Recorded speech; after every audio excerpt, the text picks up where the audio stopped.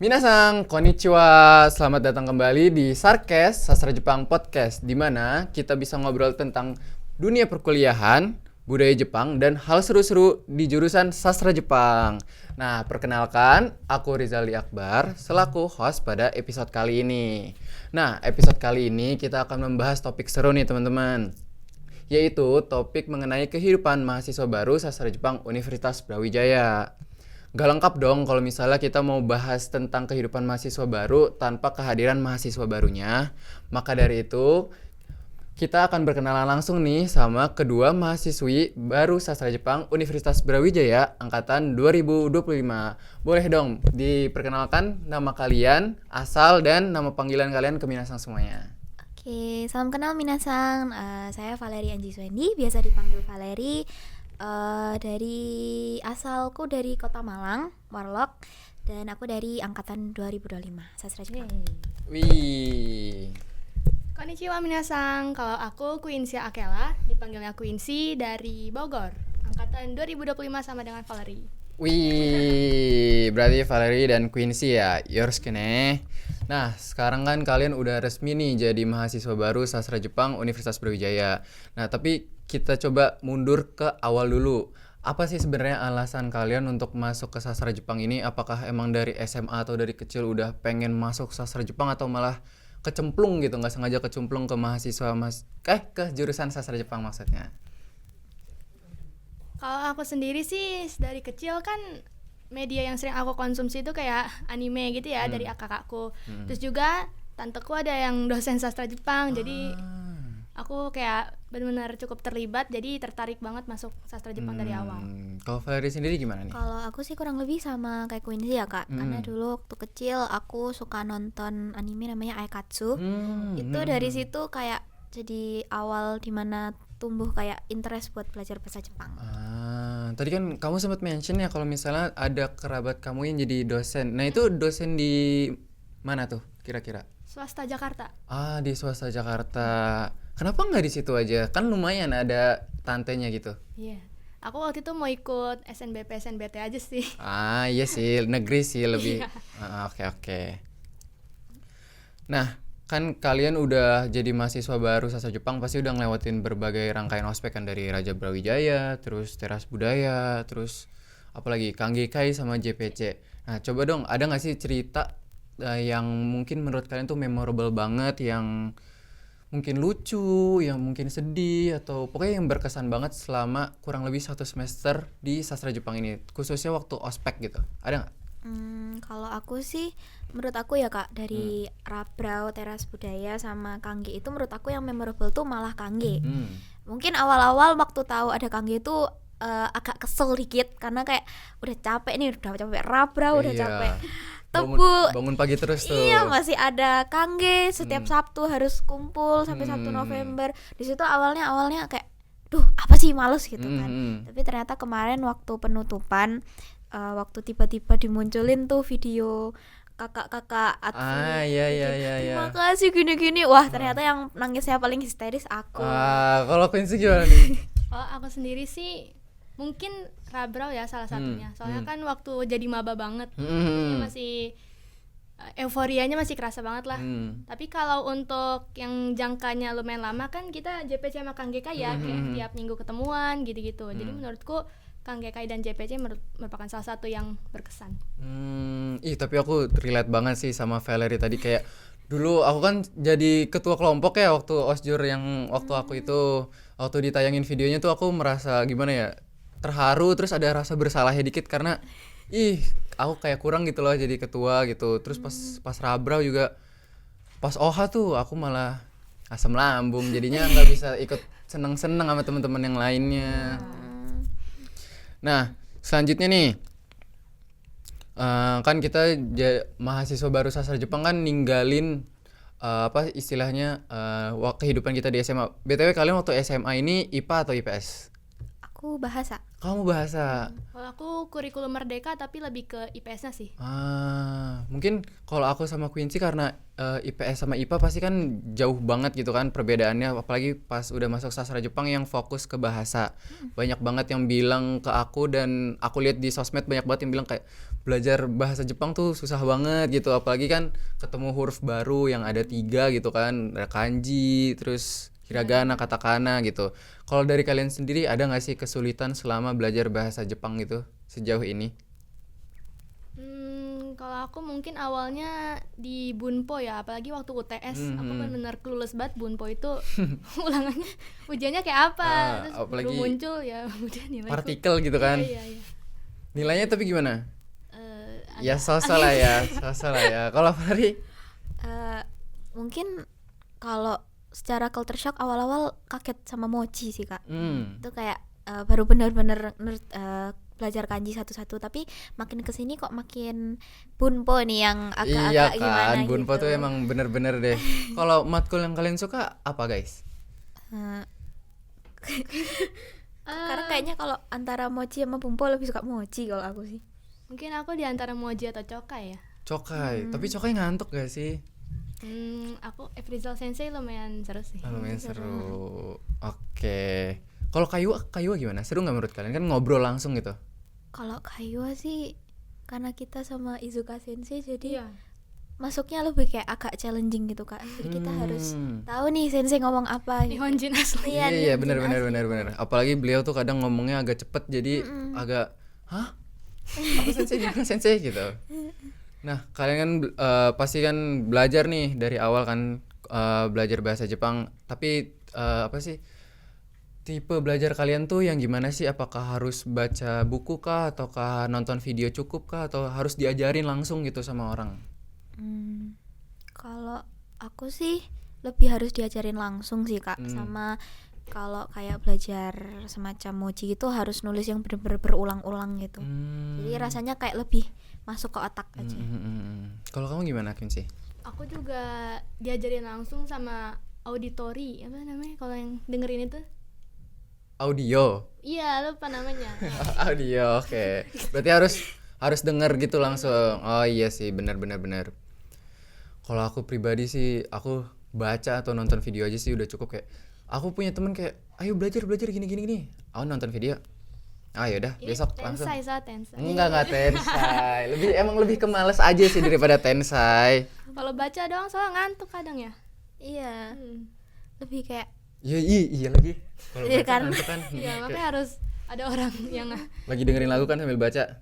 Tiba-tiba lagunya udah berubah aja kan. Halamannya masih sama. Nah, kan tadi kalian udah punya interest kan sebelumnya sebelum masuk ke sastra Jepang ini. Tapi ada nggak sih ekspektasi kalian tuh yang ternyata beda gitu dari akademiknya gitu? Apakah ternyata sastra Jepang nggak sesusah itu, atau malah kayak susah banget deh sastra Jepang gitu? Ada nggak? kalau ekspektasi sih mungkin kan karena aku dari bahasa kan Kak. Jadi awalnya aku mengira kayak nanti adaptasinya bakal gampang nih karena udah pernah belajar kan di SMA. Tapi ternyata waktu masuk tuh teman-teman yang lain tuh ternyata mereka jauh lebih jago. Iya, banyak yang udah jago. ada yang N3, udah ada yang pernah LPK dan lain-lain. Jadi kayak waktu masuk tuh wah ternyata aku masih harus upgrade diri sendiri biar bisa keep up sama teman-teman yang lain gitu sih. Kalau Quincy? Kalau aku lebih ke ekspektasi kuliah secara general. Jadi kayak aku kira bakal serius bener-bener ribet gitu, tapi ternyata fun sih. Oh fun, ya emang sastra Jepang tuh fun banget teman-teman. Nah itu kan tadi dari akademiknya nih. Kalau misalnya dari lingkungannya gimana tuh? Apakah mungkin kan kalau dari jurusan lain kayak cutting-cuttingnya pada serem-serem atau gimana gitu. Nah kalau di sastra Jepang gimana nih? Kalau aku bersyukur ya, cutting dan teman seangkatannya tuh benar-benar asik dan ya sastra Jepang gitu. Gimana? Banyak wibunya kah? Banyak wibunya.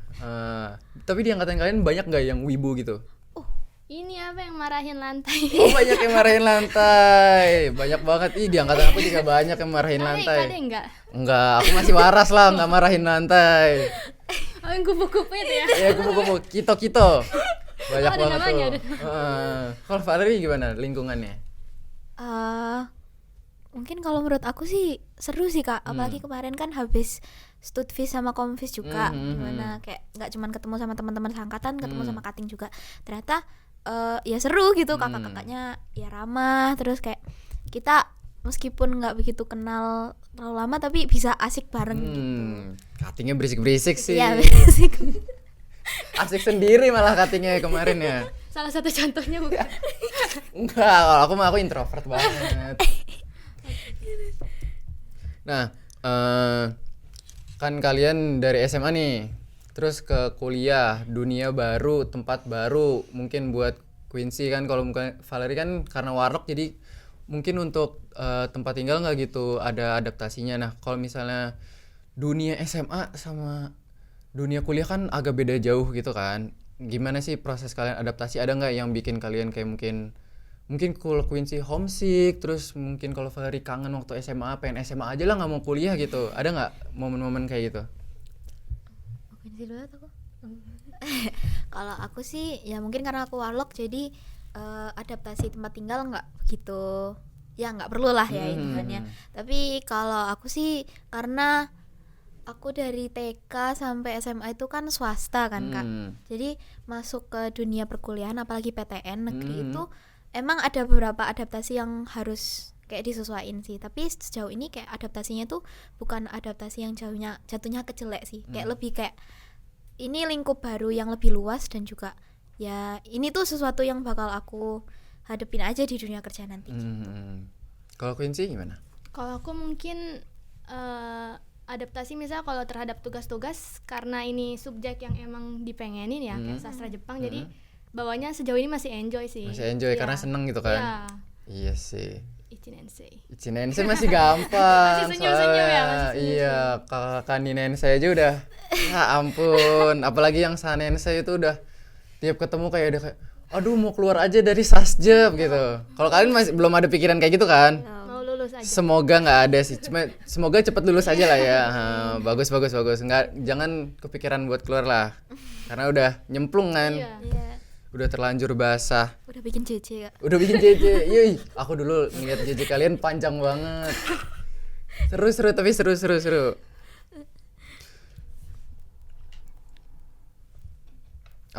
Nah, tadi kan udah ngomongin tentang akademiknya, terus lingkungannya.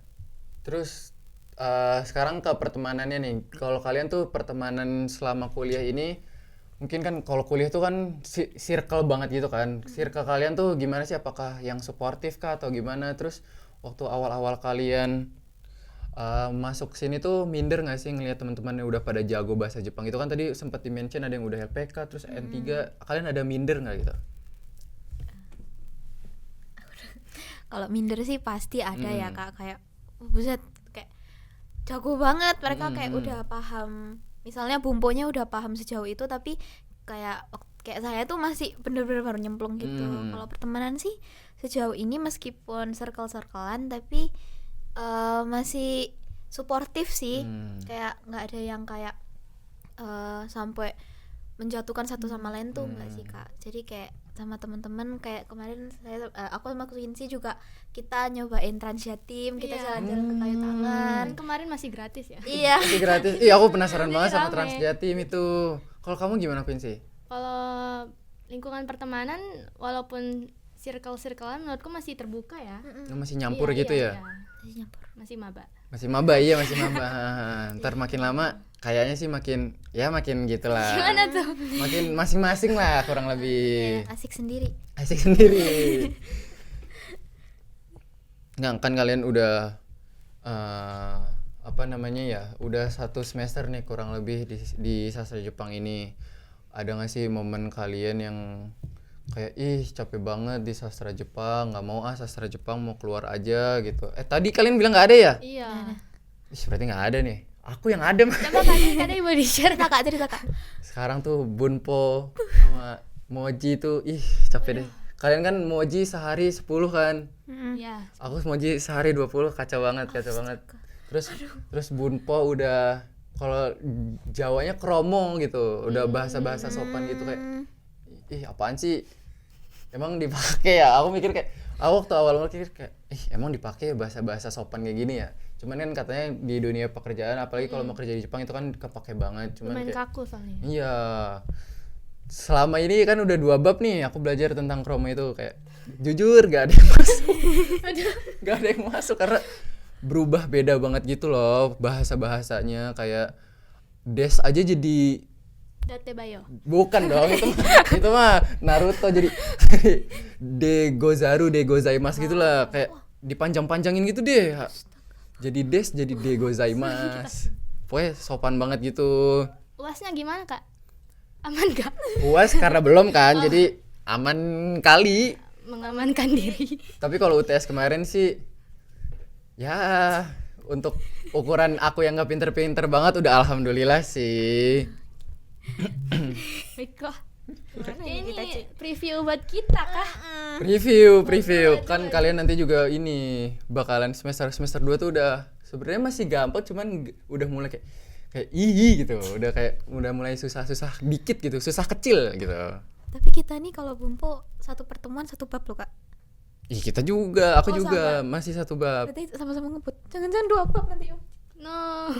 Oh iya soalnya Ayupi juga ngebut kan. Iya Kak.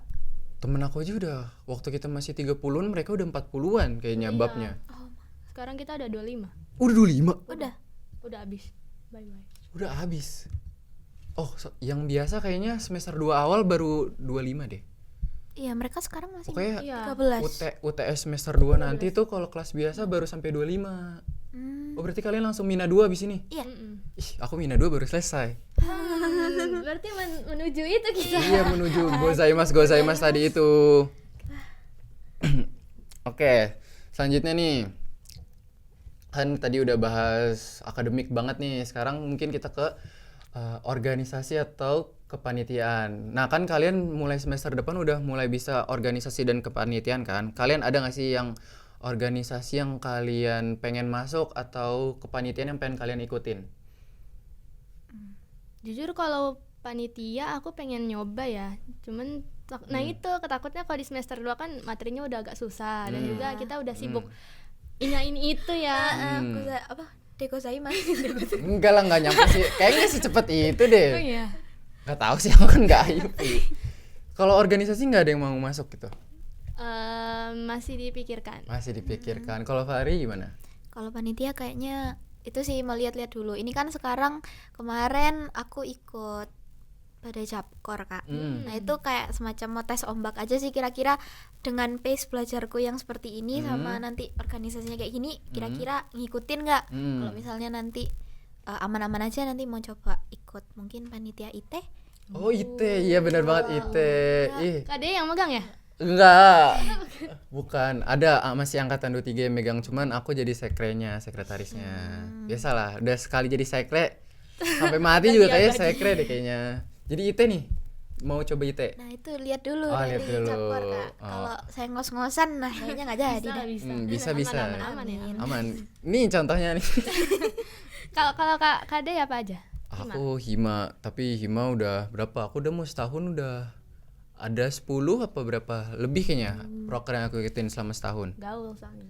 Bukan gaul, kayak nggak enak nolak sih, lebih ke nggak enak nolak sih. Emang boleh nolak? Boleh banget. Ngomongnya gimana? Kayak sorry, kalau misalnya di Hima ada alasannya kayak sorry ini COA aku nggak izinin, padahal emang malas aja. Imaseng. Imaseng. Kalau Hima kalian nggak mau ikut gitu organisasi? Atau mungkin BEM? Kayaknya kalau Hima masih ada ketertarikan tapi harus bujuk orang tua dulu Kak. Iya sih karena pasti akan sibuk banget pulang malam terus. Iya. Kalau Vinci? Aku sebenarnya sekarang staf magang BEM. Oh, Iya. sama Gang BEM. Jadi kalau buat semester depan masih mikir lagi. Ih, masuk Hima aja. Hima kan nanti senggang ya. Iya, Hima senggang. Kalau masuk Hima nanti kalian free, fokus belajar aja. Kayak temen aku tuh masuk Hima cuman berapa prokernya? Cuman dikit lah prokernya. Padahal setahun tuh kan bisa minimal 5, dia kayaknya baru 2 atau 3 doang gitu kayak. Kan namanya Hima, senggang. Bukan Isogashi. Iya, heeh. Tapi harus ngejar jadi 5 nggak? Enggak, Oh, enggak. pokoknya ya semaunya kalian aja sebenarnya. Kan pasti kalau misalnya di Hima itu kan kalau misalnya mau istilahnya apa ya, mau minjem staff dari divisi lain tuh harus izin ke CEO-nya. Tinggal bilang aja ke CEO-nya, ntar kalau misalnya aku diajakin ini bilang aja nggak boleh gitu. Kong kali kong dulu. Iya, Baiklah. biar nggak capek gitu. Boleh dicoba tuh. Boleh dicoba. Kak deh coba kan katanya. Juga ya. Yang bagi tips udah mau selesai juga, aku mau nolak juga. Udah nggak ada apa-apa lagi juga kan prokernya. Terakhir tuh yang kemarin tuh Sudfis Konfis tuh. Capek banget jujur jadi Sibuk Hima. banget, Kak, Sibuk nih. banget. Ya harusnya dipakai pin pokarinya. Dipakai kok kemarin. Mana sekarang? Nggak ada. rumah. Kan nggak ada sponsor. Oh ya maaf ya. Nggak ada sponsor. Kita tit itu aja nanti. Lumba-lumba. Nah, kalian ada nggak sih rasa bangga nih jadi mahasiswa baru sastra Jepang kan? Kayak gue nonton anime udah bisa paham loh dikit-dikit gitu. Ada nggak kalian merasa bangga jadi mahasiswa sastra Jepang? Bangga. Bangga. Kan udah bikin JJ. Iya. Berarti bangga karena JJ-nya, bukan karena sastra Jepangnya berarti. Karena kan keren gitu loh Kak, UP gitu. Iya sih. Sasjep gitu. Kalau aku lebih bangga UB-nya sih daripada sastranya sih. Waduh. Karena kan pasti banyak banget omongan-omongan kayak sastra Jepang emang lulus mau jadi apa sih gitu mau kan. jadi apa Pasti ya? kan banyak omongan-omongan kayak gitu, jadi kayak bangganya di UB-nya aja gitu kan. Top 10 gitu loh. Kalau Sasjep sih mungkin bangganya kayak udah one step further buat ke Jepang gitu ya. Itu sih bangganya. Kok kamu? Kalau aku bangga. Bangga. Tadi kan Valerie sempat bilang kayak kita one step closer untuk ke Jepang. Nah, emang kalian ada kepikiran kah abis lulus itu bakalan lanjut kah S2 di Jepang atau mungkin kerja di Jepang kah? Mungkin aku kan sebenarnya pengen jadi dosen ya, dan kalau jadi dosen kan harus S2, S2, S3 lagi kan. Jadi pengen banget sih kalau bisa. Oh, kamu pengen ngajar? Iya. Emang seru ngajar ya? Ada udah punya pengalaman ngajar belum? Mau aku ajarin nggak? Ajarin apa? Mau diajarin apa? Bahasa Jepang nih Honggo. Ada diajarin dating ya malah ya? Oh iya ya, maaf ya Kak. Nggak apa-apa, aman aja. Kalau Valerie ada nggak kepikiran? Pengennya langsung segera bisa kabur ke Jepang aja Kabur sih ke Jepang, Kak. entah itu S2 atau kerja, yang penting ke Jepang aja gitu. Pokoknya ke Jepang. Ih, sama banget kayak aku. Pengen hidup di sana. Iya kan? Kayak di Jepang tuh keren banget gitu. Kayak kalau aku pribadi kan alasan masuk sastra Jepang tuh karena pengen mendalami ini kan kayak budaya Jepang. Kalau misalnya dulu waktu aku kecil suka lihat di IG budaya Jepang sangat keren. Mereka mengantri bla bla bla bla bla gitu. Iya. Terus mesin-mesinnya juga udah bagus-bagus gitu. Kayak masuk sastra Jepang siapa tahu bisa ke Jepang gitu. Tapi kalian nih, misal sebelum selama masih di kuliah kalian punya dikasih kesempatan buat mungkin magang atau mungkin pertukaran pelajar ke Jepang nih selama 6 bulan atau setahun. Kalian mau ngapain di sana? Atau mungkin kayak mau jalan-jalan kah atau gimana gitu? Kalau aku sih yang pertama pingin banget itu apa sih Kak, kayak pokoknya hal pertama yang harus aku lakuin di Jepang tuh kayak nyoba kayak misalnya ada mesin, ada jidohan baiki, iya, jidohan pengen baiki, nyoba apapun beli itu. ramen, beli apa itu pengen Ngegacha. nyoba. Ngegacha, gasyapong. Pengen lihat pengen merasakan yang aku lihat di TikTok gitu, yang di Pengen Instagram. nyebrang di Shibuya Cross. Iya. Ini yang kono jinsei. Terus jadi gitu. Yang apa yang membungkuk itu? Iya. Kan lampu merah. Terus apa? Ke Disneyland. Iya, ke Disneyland, ke USJ. Kemana lagi? Akihabara. Akihabara. Iya. Ibu banget, ibu banget. Iya, ke Narakoeng.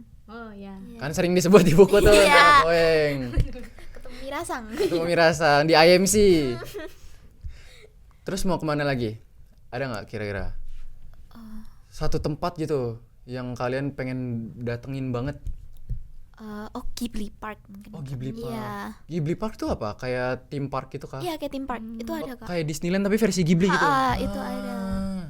Baru tahu aku ada Ghibli Ada Park itu, gitu. Kak. Kalau kamu mau kemana Quincy? Aku tadi kali ya yang ke Akihabara, Just Tip. Justip. Kamu yang di Justipin kali. Kamu bukan Iya, Justip, bukan kamu bukan Just Tip. Justip. Mahal tuh bentar bagasinya tuh Iya ya, sama apa sih sebutannya, cukainya mahal tuh. kita mahalin lagi Kita harganya. mahalin bener banget, emang jiwa-jiwa bisnis banget emang nih Quincy kayaknya. Nah kalian kan tahun depan nih udah punya dating nih. Mungkin ada minasang yang baru pengen masuk ke sastra Jepang tahun depan. Ada nggak mungkin satu patah dua patah kata buat minasang yang pengen masuk sastra Jepang tahun depan? Mungkin bilangnya fixin dulu ini sastra Jepang, kamu mau gak? Takutnya nyesel gitu. Iya, maksudnya sayang gak sih? Iya, kayak teman-teman aku pun banyak yang pengen keluar dari sastra Jepang karena mereka masuk tuh karena nyemplung gitu. Kayak banyak juga yang kayak sastra Jepang nih apa sih sebelum mereka kuliah gitu soalnya. Nah kalau Valerie apa? Ada yang mau disampaikan nggak? Yang benar masuk, karena kalau emang punya interest ya udah nggak apa-apa masuk aja gitu. Tapi kalau misalnya sekedar pengen masuk biar tembus ke univ yang kalian mau, jangan nyesel. Karena belajar sastra Jepang itu nggak gampang. Gak gampang, bener banget. Setuju banget, itu paling relatable banget sih. Dulu aku waktu semester 1 semester 2 temen aku, kalau aku pribadi kan masih bisa keep up walaupun rada-rada kayak tenggelam gitu lah, rada-rada ngap gitu kan. Temen-temen aku bahkan ada yang udah tenggelam gitu. Waktu itu bahkan dosen ada yang bilang kayak mumpung kalian masih semester 1 semester 2, coba kalian pikirin mending pindah jurusan aja kalau misalnya nggak kuat gitu kayak. Kayak untung gue masih bisa dikit gitu. Alhamdulillah udah semester 3 di tahun depan udah mulai KKN kayak Tahun depan lulus. Amin. Kalau bisa lulus tahun depan mah amin banget. Nah kan dari tadi kita nih udah ngobrol-ngobrol serius kan. Mungkin kita sekarang ke rapid question disordered. Kita main game aja cepet-cepet. Nah nanti ada 10 pertanyaan, kalian jawab cepet-cepet ya, oke? Mie ayam. Enggak ada jawaban mie ayam. Tentang Jepang kan mie ayam dari Indo bukan dari Jepang. Ramen. Nah, oke, kita mulai ya. Kelas pagi atau kelas malam? Pagi. Terus- Enggak juga sih sebenarnya ya. Emang mau nggak mau kelas pagi kan? Duduk di belakang atau duduk di depan? Depan. Kanji atau bunpo? Kanji. Maaf ya, mikir dulu. Kanji. Kanji. Sejauh Terus ini sih. budaya atau sastra? Budaya. Sastra. Anime romance atau action? Romance. Terus esai 20 halaman atau ngomong Jepang full 10 menit? Ngomong Jepang. Esai. Esai. Terus N5 dulu apa langsung N3? Atau N4? N4. Langsung N4. Aku Desember udah ambil N5 sih. Oh, jadi N5 dulu. Tadi kan kalian sempat jawab Valerie malah yang tadi bilang esai 20 halaman. Kamu yakin beneran mau esai 20 Karena halaman? aku lebih suka ngetik daripada typing, Kak. Tulis tangan. Oh, tulis tangan. Enggak kan ngomong full bahasa Jepang. Ya udah Enggak, deh, esainya. ngomong. Ganti jawaban. Tapi nanti kalian mulai semester 2 itu udah mulai banyak esai-esainya loh. Kayak aku waktu semester 2 kemarin suruh bikin makalah minimal 20 referensi. Wah.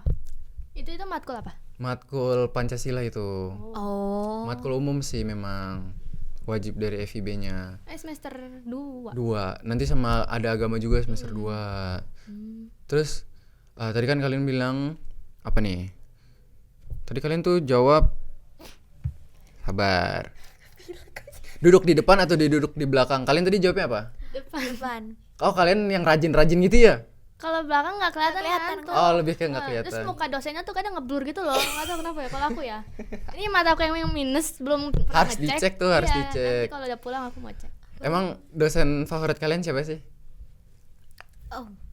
1 2 3.